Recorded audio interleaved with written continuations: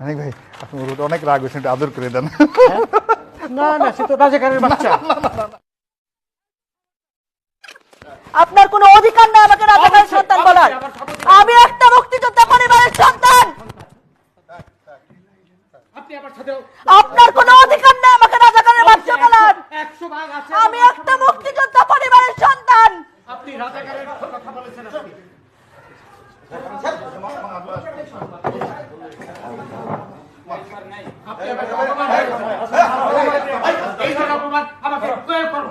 আমি একটা মুক্তিযোদ্ধা পরিবারের সন্তান, আপনি আমাকে রাজাকার কোন সাহসে বলেন? আমি এই আপনার ব্যবহার যেটা আমি বলেছি এটা। আমি একটা মুক্তিযোদ্ধা পরিবারের সন্তান।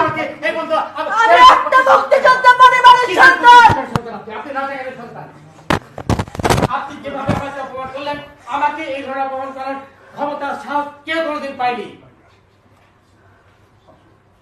আপনি ওদের পক্ষে কথা বলছেন। আমি 2-3 বার বললাম আমি দেখেছি, তাও বলে সে আপনি দেখেছেন, সে আমাকে চ্যালেঞ্জ করছে।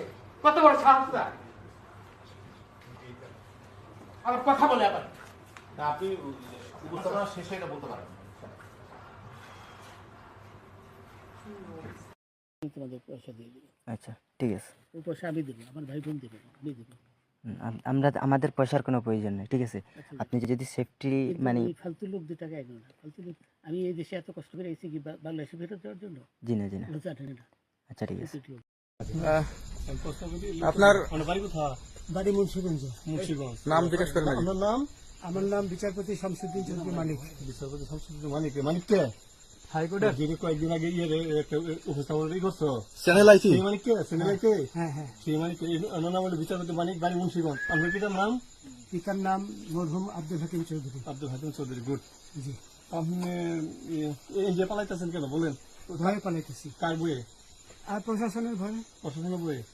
ওই একটা মেয়ে যে বলছিলেন যে ইয়ের বাচ্চা দীপ্তি চৌধুরী। ওইটা আমি খবর চাইছি। নামটা বলো। আমি বলি আপনাকে, আমি এই যে দেখাচ্ছি, আমি হ্যাঁ ইয়ে রোগী।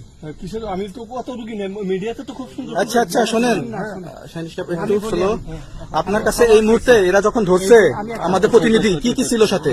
আমার সাথে কি কি ছিল এটা বলেন। আমার সাথে ছিল ব্রিটিশ পাসপোর্ট, হ্যাঁ, বাংলা পাসপোর্ট, বাংলা পাসপোর্ট, টাকা টাকা, আর কটা ই কার্ড, ডেবিট কার্ড আর ই কার্ড, কি বলে?